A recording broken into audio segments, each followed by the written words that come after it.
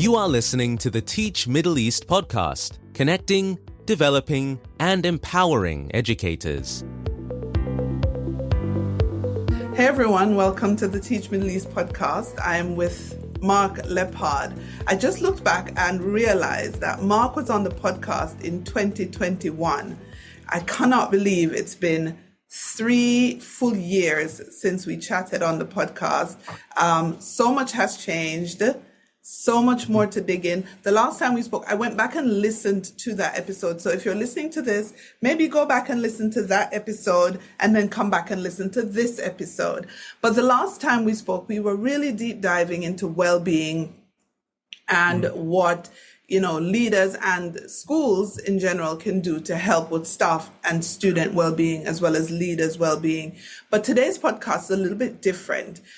Mark needs very little introduction, even though I'm still going to talk about some of the things he does. I think if you want to know what Mark's about, go follow him on LinkedIn. His posts are insightful. We have a lot to talk about. Mark, welcome to the podcast. Lisa, thank you. That's a lovely introduction. Now, Mark, I wanted to touch base more on a behind the principal's desk type interview. So we're going to leave the school a bit to the last part of this, what I hope to be 30 minutes, and I'm going to go through it really quickly. And I'm going to ask a really deep question to kick off. How has your perspective on life in general changed in the last 2 to 3 years? Wow, that's a really good question. I think, speaking really honestly, I don't think values have changed. I think you're right. Perspective may have changed. I think I've become a little bit more tolerant to things that are going on. And you've used the period 2 to 3 years. So let's say it's pretty much around COVID and coming out of it. And I think that did change a lot of perspectives. I think it changed a lot of thinking of how we do things for a start. So I think there's more ways of being flexible to solutions. And I think there's more ways of being using your initiative, finding solutions. But from a personal perspective, I think I've become a little bit more tolerant. I don't think I was intolerant, but I think I now look at things thinking, I don't necessarily know what's going on inside somebody. And I think during COVID, when people were in their own home for a long period of time, some behaved, acted, were impacted differently from what you may have seen of them prior to COVID. So now in my mind, when we're faced with a challenging situation with an individual, I often think of, I don't know what's going on inside, and I need to try and scrape away at that a little bit more than taking what's on the surface. And I think that's the biggest change for me in how I look at things. Whether that impacts others, I don't know, but it definitely is another layer of thinking for me when I'm dealing with something. And in terms of your own personal life, have you changed anything in the last 2 to 3 years that's significant? I always talk about looking after yourself, and I don't feel selfish saying that. I do feel we need to make even more of a conscious effort for that, and that's to impact others as well. So taking the selfish bit away, which I don't think it is selfish, but looking after yourself will enable you to look after others. And again, I think as you've used the time frame 2 to 3 years, when we were going through COVID, we really had to look after ourselves because we were isolated from some of the support around us. And I think, not that that's a good thing, but I think it's enabled people maybe to understand that there are coping mechanisms that you have yourself that you can control.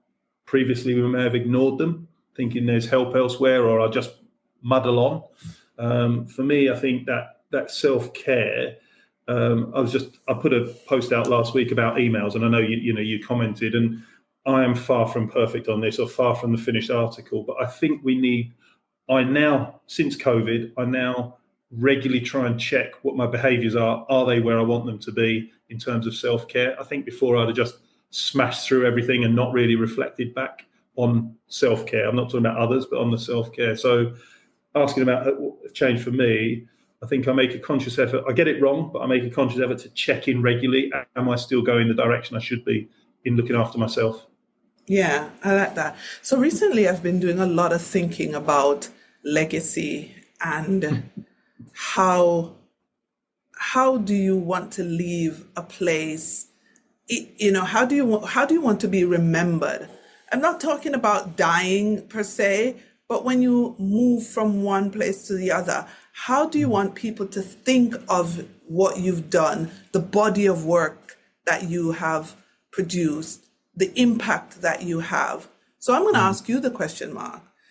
When you walk away from being a headmaster, how do you want to be remembered? Yeah, so that's a great question. Pertinent at the moment. As you know, both of us have recently suffered loss, so that's about legacy as well. It's interesting. I really am not into when people say about a legacy and, there's signposts for your legacy and things around the place. That really genuinely doesn't bother me. I think as heads of school, or as working in a school, we're blessed that we see our legacy every day when returning students come back. If a student comes back and talks to you in a positive way or talks to their friends in a positive way, that's your real legacy for me. You've had an impact along the way. So for me, if I'm walking down the street, we've recently bought a house in Paul, and if I'm walking down the street in Paul and I bump into an ex-student of mine, whatever school I've taught at, and they come up and say hello, for me, that's your legacy, because they've made a conscious effort to come and touch base with you. You must have had an impact that after so many years, they still want to talk to you. In school, students not are forced to talk to you, but you're in the same environment. So that's slightly different. But for me, walking down the street and bumping into either an ex-staff member, an ex-parent, an ex-governor, or most importantly, an ex-student, and they come up and say hello and talk about where they are in their life, for me, that's true legacy. And I'd be really proud if when I walk away that happens. That would be me very, very fulfilled. Yeah, I like that. It's almost like the legacy starts now, and it's not dependent on whether you leave or not. You're here now, and what you're doing now is shown by how people respond to you in the moment. That's a fresh perspective on that. Talk to me about preparing a way for leaders coming through.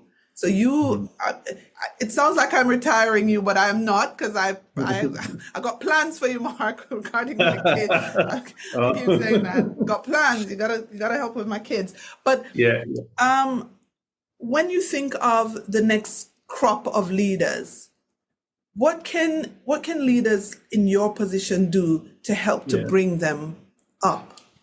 I'm really glad you've asked that, Lisa, because I we hear all the concerns about teacher shortage, and if there's teacher shortage, there's going to be leader shortage. There's a natural sort of line, but I think there's a lot we can do, and I think there's positives out there as well as maybe the press grabbing negatives. So for me, there's two parts to legacy of like leadership legacy or succession planning, for example. Number one, we have to plan our exit so that we are preparing those around us for that time. It's not just a case of I'm turning the lights out, I'm going. I think we need to look. I feel I'm a strong leader, but that's for other people to decide. But the BSAC should continue regardless of who's leading it. I'm just a cog on its so far 55-year journey, hopefully a cog moving in a positive direction. So I think that momentum we should plan for the day when Mark Leppard retires or walks away or whatever it is. And it's not just me, but every head should be planning when they walk away that they're not leaving a void behind them.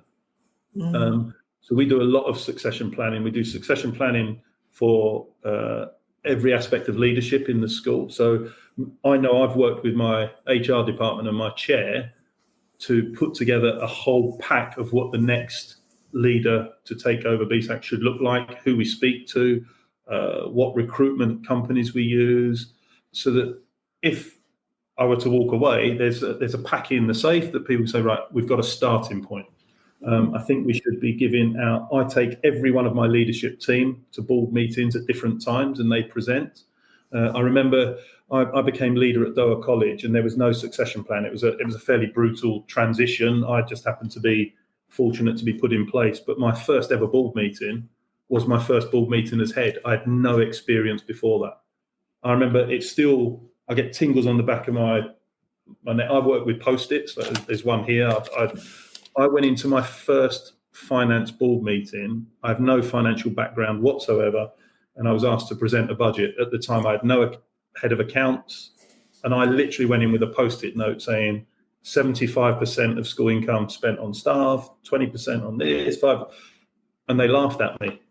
And they said, "You're the head. What are you doing?" And I said, I was really out of my depth, so there was no succession planning. Fortunately, I had a chair who put me in place and said, "We've put Mark in place at short notice. We should be supporting him, not ridiculing him. We should be helping him with our expertise of how we put our finances together, and not expecting just because you got the title, you know the job."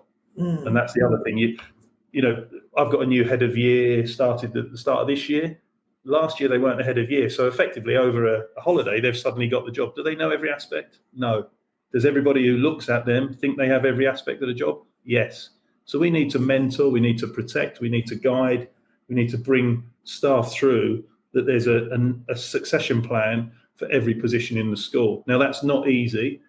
Have we got it right at the moment? No. But is it something we're working on? Yes. We should be asking the exact same question you just asked. When that person goes, what's the next plan? And it's not pushing them out the door. It's making sure they can go in a positive, seamless way and the students don't suffer. For me, that's really, really important. Again, I'm not rushing you, Mark, but for Mark, what does life after headship look like? I don't take it you're rushing me, Lisa. You know? I swear, people, I'm not rushing him. I want him to remain there. What have you heard? I want him to remain there for at least another 5 years. Yeah, look, I'm 55. I spoke to my chair last week, and I said I have no plans on rushing away. I genuinely love my job. I'm not saying it because I'm on a podcast for you. People know I get up every morning and I'm getting to work because I'm fulfilled with that. So it's and I'm not using the cliche. It's not a job. It is a job, but I love this job. I really do. And I've just rushed from one meeting to you, and I've chatted to 3 kids along the way about their exams, and it put a spring in my step. You know, I was prepared for that. So I'm not rushing away. But yeah, afterwards, I haven't really got a plan. I didn't have a plan to be head either, but I haven't got anything set. What I would like to do, something I'm really keen to think about, is I'd love to help schools if they found I would be of any value on, not on inspections, I do that, but on school improvement work, you know, where the head has a really difficult issue and they can't see the wood for the trees as I regularly can't, but you have someone you can call and say, can I just talk through this with you? Can I just try and unpick it? And we know as leaders, the answer's with the leader, but sometimes they can't unpick it. So I'd love to do some school improvement work where they have targets from an inspection of how they can then unpick that and implement it, or just be it on the end of a phone call to say, Mark, I'm dealing with this. I think we shouldn't write off experience. It's a wealth of experience lots of leaders have, but the minute they finish in school, is it utilised? There's a book I've been reading about demotion, and instead of seeing it as a positive, where you take steps back as you go towards the end of your career, but your mind and your experience is utilised. Just, there's a couple of companies in America that do it, and I just think that's interesting. You take a lesser role, but you've still captured that person's mind and experience. And I think we talk about teacher shortage, leadership shortage. Surely there's some great expertise out there that has turned the lights out, but then we haven't pulled them back in or let them go a bit early, those sort of things. I think there's a lot of work to be done around that area.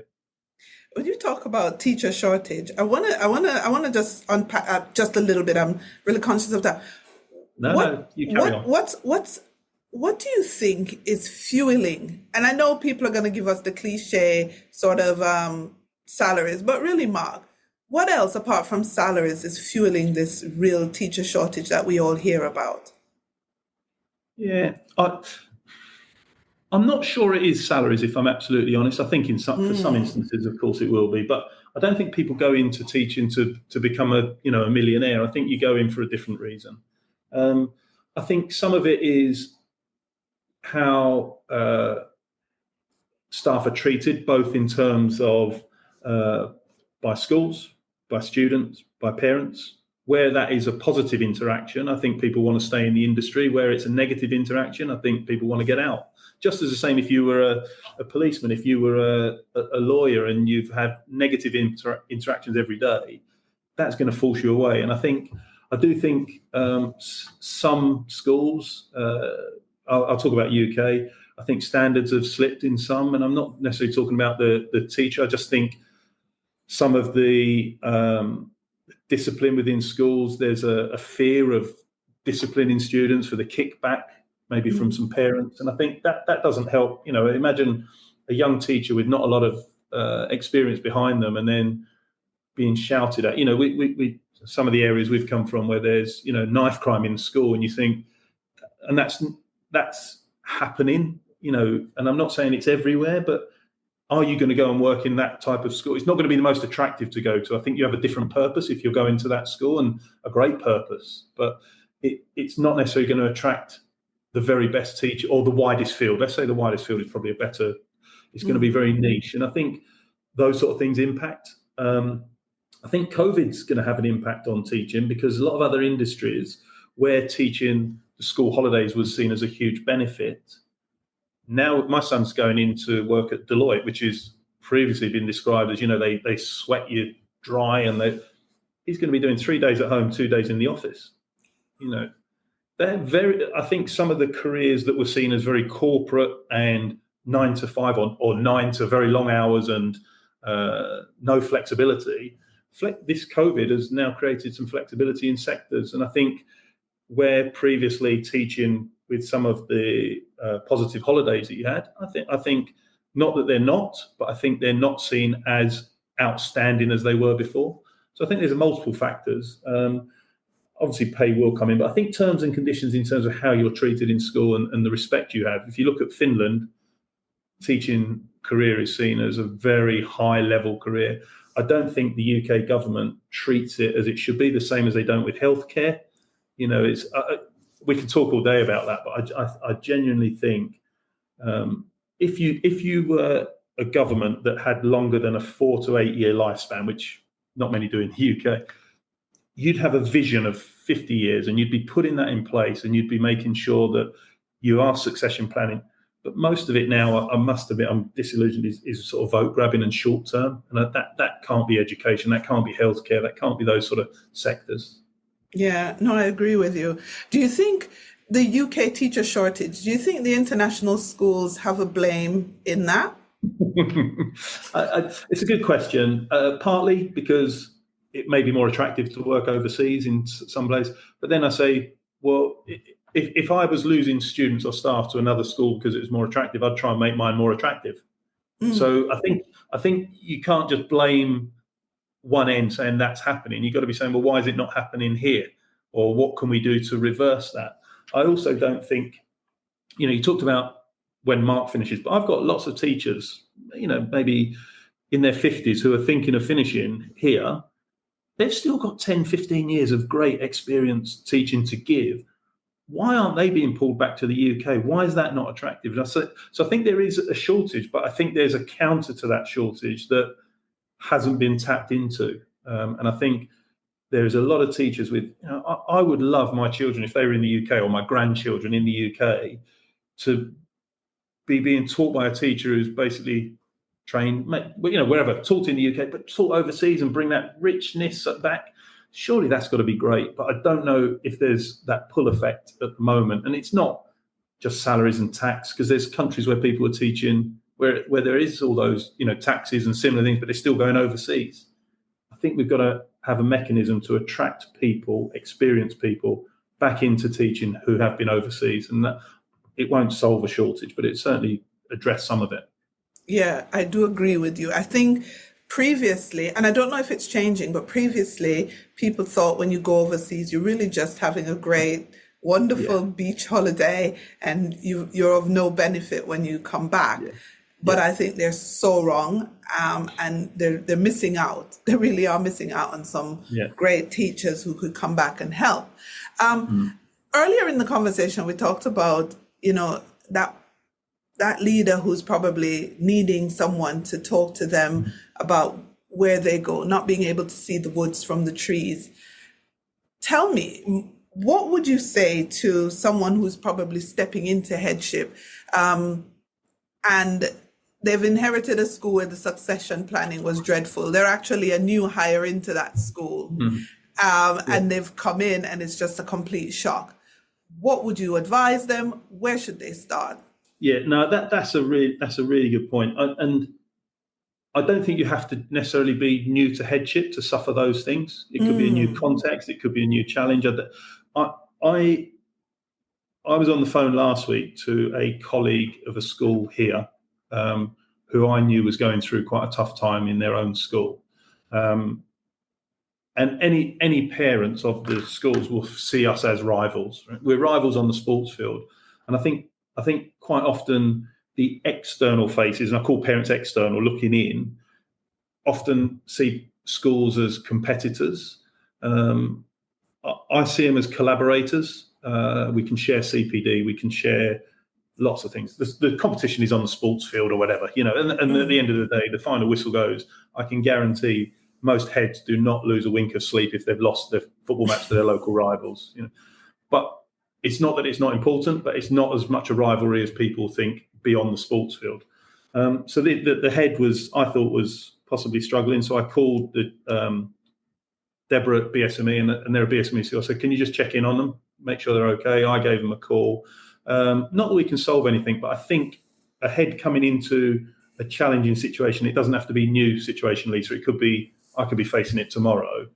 Having colleagues who are not in the school, but in the same profession with similar experience, having that as a network. I have a WhatsApp group of local Abu Dhabi heads, and it's priceless for me. And we, has anyone seen this regulation? Has anyone had to deal with this? And someone will, if not had the same situation, had a similar situation. So for me, as a new head, or as a current serving head but new in an area, definitely network with your other schools. It's invaluable. Give people like yourself a call who's in the educational circuit but not necessarily in a school, and say, Lisa, you're a connector as well. You'll say, actually, I know such and such, they might be able to help you. Pull those resources. They're not advertised. Maybe we should advertise them, I don't know, but they are there. And I think building that network is key to, I was going to say surviving as head as over on a survival island or something. It's not that bad, but coping as a head and getting over the bits that at the time you think is the end of the world. Having a colleague on the end of the phone is priceless. And I've benefited from colleagues around the region. Hopefully I've been able to help others as well. And there's no shame in asking for help. I think that's actually more courageous and brave to ask for help. Yeah, I think so too. And I also think it's invaluable to form those networks, but not just virtually, but in person. Go to those network meetings, go to those conferences, touch base with people. You are going to find that when you need them, they're more readily available than if you say were very isolated in your school. I often get heads, I talk to a lot of heads, and I often get some of them, I can't leave my school. I'm like, as if the walls are going to cave in and the whole thing is going to fall down. And I'm like, that's where the problem is. You have to set things up so you can leave your school. It's that thing. It's that thing I said earlier. You're the cog, aren't you? You're just a cog. Don't over egg what you are. You are a cog within the organisation. That cog should be able to function. You take that cog out, it should still work. That you do not ever think you're the only spinning wheel in there. That's where you just become so isolated and internally looking. Yeah, that's good advice actually, to really tap into those networks. Yeah. I wanted to, since we're not pressured for time, guys, so keep your headphones in. Keep your headphones in. Mark, let's turn the spotlight on you for a minute. What brings you joy?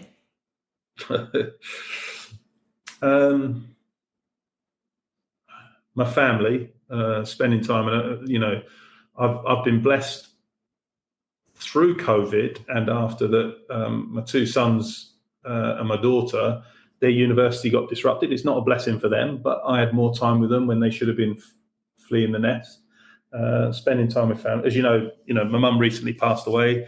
We had the funeral last week, and it was, I said, a beautifully sad occasion. Sad that she's gone, but it's beautiful that the whole family, cousins, everyone were together. So family is really important to me. So that's personally. I love my sport. So watching any sport brings me joy, whatever it is. But in work, I get a lot of joy of seeing someone maybe been struggling, maybe lost their way a little bit. And I'm not talking about a discipline, just not quite flowing as they should.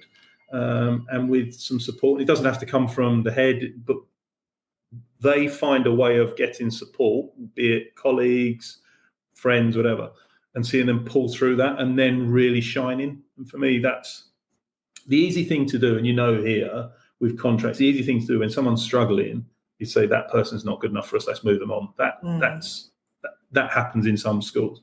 I get more joy turning around saying, do you know what? We were right to give that person a bit more time, a bit more breathing space, because look at them now. And if you can do that, you've got them for life in terms of loyalty and what they do. So that brings me joy, that you take the tougher route and get the better outcome. Yeah, I like that. What are you reading? At the moment, I'm reading Anxious Generation. If you haven't read it, Lisa, just grab it. I've recommended it. It is the most amazing book about the digital world that we're in. And it's not about screen time. That's a different argument. It is literally scientific data about the impact smartphones and social media have on 8 to 19-year-olds. All of us, but 8 to 19, because the way the brain develops, that's when we're most addicted. And all the tools that make you addictive are on our screens in front of us. And it's got me really thinking. I'm going to do a presentation in a couple of weeks to our Year 6 parents, an example of the book. So as we were growing up, our rites of passage were 13 because you're becoming a teenager, 16 because you're at 16, you can leave school, there's certain things you're unable to do, 18, the traditional, you're becoming an adult, and 21, the traditional age of an adult. They're the rites of passage, they call them. This book's saying the new rite of passage is 11, because when children tend to get a smartphone is when they move from primary to secondary. Parents feel, well, they can access everything that they shouldn't have been able to access until 13, 16, 18, and 21. They access then. And they're saying that's the new rite of passage. And are children mature enough to be seeing things, doing things that 18-year-olds, 21-year-olds? The answer is no. But the smartphone and the social media and all of this, the impact it's having on ADHD and certain challenges, the impact it's having on self-harm, the data is frightening. So I'm reading that at the moment, and I've recommended it to every one of my parents to read. Already I've had parents coming back going, is it too late? What can we do? It is so impactful, the book. I can't recommend it highly enough. I think it was talked about in British Parliament the other week when they're talking about smartphones and the age of access to social media and all these things. So it's a really good book. You've definitely got to read it. You'll whiz through it. It's amazing. I'm definitely going to get it. My kids don't have a smartphone. They're probably the only ones in their Year 7 class without one. I do not have them on social media either. Right. I'm scared for them. Well, so you're absolutely right. And that's good parenting. And there'll be them coming home saying, Mum, I'm the uncoolest kid in school because I haven't got it and all my friends have got it. And there's that emotional blackmail as well, that you're being pulled in. Fight it, Lisa, honestly, because if you read this book, you're going to just thank yourself that you haven't broken yet. Wow. Okay, I'm definitely going to read that. And what's on your list? So you're reading Anxious Generation. What's on your list? What else is on my list? I always take recommendations. Me too. That's what I'm doing right now. I'm just going to pull them up because I've just downloaded a few. So you don't mind me. I've got them here in my library. What else? Time to Think is something I want to read by Nancy Klein. I haven't read that yet. I don't know. Some people have recommended it. I started reading a thing called the Checklist Manifesto, Atul Gawande. It's about putting lists in place, and it's about it's really about the medical profession, but it's actually putting procedures in place to make sure that you don't make the same mistakes again in a business environment or a school environment. So we were talking about cyber security, and if you're going to do it, you need a checklist, manifesto sort of thing, that stuff. Sapiens, I'm about to read. I've read that. I haven't read that yet, so I think that's it on my list at the moment. Oh, Upstream as well. I've started that. That's pretty good. It's about going to the source of the problem and not trying to put remedial things in place. So the story is a 10-year-old falls in a river and drowns. So they say, let's put a fence up. Okay, well, they walk beyond the fence and then fall in and drown. Okay, let's put a life ring there. So now you've put a fence and a life ring. Well, actually, if you went upstream and taught them how to swim, you'd be solving the problem. Don't put remedial things in. Go to the heart of the issue. We talked just now when you were mentioning the book Anxious Generation about the ills of social media and starting young. But as someone who creates content, you sometimes do create content on LinkedIn. You're not so much on Twitter. You're like me now. You're not on X anymore, are you? I've stopped as well. It's become too toxic. I'm like, nope. Yeah. No, thank you for X. But what would you say are the advantages of putting your thoughts out the way you do on a platform such as LinkedIn for people in your position or even others, other educators? Yeah, I like LinkedIn because I see it as a professional support mechanism, a professional sharing mechanism. So putting my thoughts out, there's two things I hope to achieve. One is others may benefit from my insight. And it's not saying mine's the only one, but also come back and challenge and offer further things. So I put one out about use of emails. I've picked up 3 or 4 great tips this week about that. But I also think it's the art of writing. It doesn't have to be LinkedIn. LinkedIn just seems to get a wider sphere. But when you put things down in writing or typing, I think it orders your thoughts as well and you become clearer. So the benefit for me of putting something on LinkedIn is actually processing my thoughts so I get an orderly fashion so they're clear in my mind. There's only 3 ways I can do that. Is one, putting it on something like LinkedIn, and the other 2 are going for a long walk or going for a swim and where I can't be disrupted and I get my thoughts in order. So I think it's the ordering of thoughts is the biggest well-being benefit of the social media. Sharing ideas and then getting ideas back helps me professionally as well. Yeah. Do you think it's something other school leaders should do?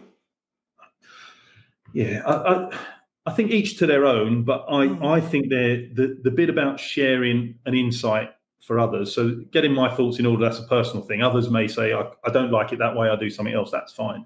But I think there's a lot of leaders out there who are quiet and don't share things, not a criticism, but I don't think they actually see the wealth of experience they have and the benefits it can add to others. So for me, taking that bold leap and saying, I've got something to share, I think we're always a bit nervous of that. Is it worth sharing? How's it going to be reviewed? I think on LinkedIn, if there's a challenge, it's a professional challenge. So that gets you sharper.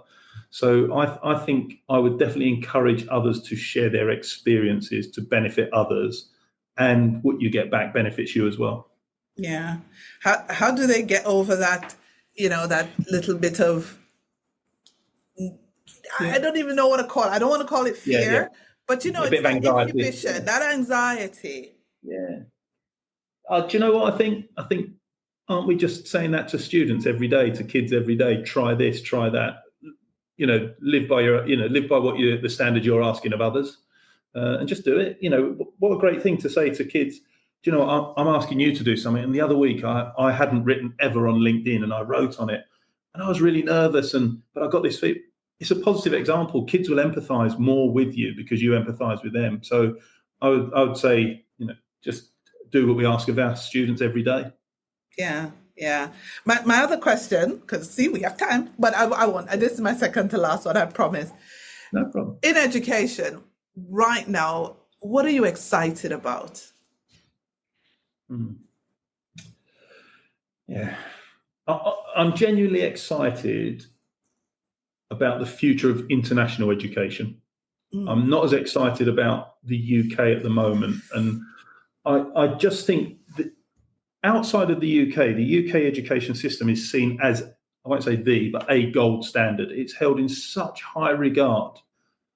And I think, why is that? Yet in the UK, it's not seen like that. And for me, I'm excited about the future for education internationally. I think it's a growing market. I think it's innovative. When I've gone to the conferences like BSME, Forbisia, etc., and I go to UK ones as well, I think the international sphere of experts and what they're talking about is really dynamic and forward thinking. So that excites me, and I'm excited. I know, you talked earlier about succession planning. I'm excited that I'm still involved in it, and I still feel I've got worth to be involved in it. So that really excites me. The things kids the things kids come up with on a daily basis of what they want to do, their dreams and their ambitions are endless, and that's got to be exciting. Gone are the days of the kid going, I want to be a fireman, I want to be the sort of stereotypical careers. Not that there's anything wrong with those, but our kids have like an unlimited array of options that we haven't even heard of. And I just think that's in some ways frightening if we're not used to that. But if you take that fear away, you think, how can we help those kids do that when we don't even know ourselves? That's exciting to learn ourselves. So I'm excited about, kids' futures, and I'm excited about international education. And in terms of BSAC, now I'm just kind of honing it down, narrowing it down. What exciting things do you have planned coming up? Because I think more than likely this episode is going to be out in the start of the new academic year, because we're already in June and we kind of back catalog our episodes. What are you excited about for BSAC in the new academic year? Look, I think a great school never stands still. The minute you stand still, you effectively going backwards, and you're not doing the kids justice. So we had a new science build last year, but that's triggered an ambition within the school that we can't rebuild the whole school, but we're going to regenerate a lot of areas of the school. So we've got areas where we're going to be able to bring more parents into events, so new coffee shops and all that interaction. That's like our facility plan is exciting. But what really excites me is we've got a huge array of courses at the school that we're starting with esports, BTEC. We're doing AI BTEC. So we've got lots of new, we're already doing an AI BTEC. It's around about a GCSE level. It's not a full BTEC, but it's giving the kids an insight into that. We're looking at hospitality BTEC. We've got new A-levels coming on board. We've got a huge wellbeing program. We've got a huge sustainability launch where we put someone in. I've got a new director of digital coming in, a new director of sport coming in. Really exciting. We're going to try and be a lead on EDI. We're working with Angie Brown. She's going to come over and work with us. And we're going to make a full commitment to our staff and wider community and other schools that we become a hub for that. It's not saying we're there now. We're certainly not. But, they're exciting. It's where we're not, but where we can be is really exciting to me. So hopefully, if you ask me again in a year's time, I'll say a lot of those, they're never completed, but they're much further along than we are today. So those sort of things excite me, Lisa. I like that. I like the fact that you understand that it's a journey and you're willing to go on that journey, and that's exciting in itself. Yeah. So it's September and you're back. What's the summer plan? What are we doing in the summer? That's my last question, and that's a promise. No problem. I'm going to pull you up on one thing. You say it's like a journey. I always say it's like an adventure, because we don't always know where the ending is. True. That is true. It's an adventurous journey. Let's call it an adventurous journey. That. I'm going to use that. I like that. Adventurous journey. That's a great way. What are the plans? So happy and sad times. We're all going on a family holiday to Greece, Naxos. We went there last year. We love it. So my daughter's flying out from England. My two boys are here at the moment. They're flying with us. But that's not the end of them in Abu Dhabi, but they're going off to their careers after this. So we go to Greece for a couple of weeks, then back to the UK. But we'll be putting our son on a plane to Saudi Arabia, who's just secured a math teaching job in the British International School, Riyadh. which I'm delighted for. He's just done his PGCE here with us. So for me, that's a joy that we've got someone starting their career in the family. And my other son's just secured an audit and risk job with Deloitte in Newcastle. So he's off there. So they go the same day. So really proud as a parent. A bit sad because it literally next year we'll have none of our kids around, although they've told me they're regularly visiting. So that'll be nice. And the one in Saudi is not too far away. It'll be you and Paulette and the dog. Yeah. She'll find out what I'm really like then and throw me out the window. Oh gosh. But it sounds like a really big time of transition for you. So I do wish you all the best with that. And I wish you a great summer. And we will definitely be touching base in the new academic year. I want to officially on the podcast thank you for your support, for your content on LinkedIn, for tagging me and for really keeping me in the loop. I really enjoy that. And I also enjoy just the work that you're doing at BSAC. I want to put it on record. You have been one of those principals that have remained really consistent, and I really enjoy just watching from afar the work that you're doing. So thank you. Oh, Lisa, that means a lot. It really does. I'll have to go off soon. You'll have me in tears. No, you're fine. Yeah, you will. And thank you so much for being on the podcast with me today, Mark. Lisa, always a pleasure. Love chatting to you. Thank you. Thank you for listening to the Teach Middle East podcast. Visit our website, teachmiddleeast.com, and follow us on social media. The links are in the show notes.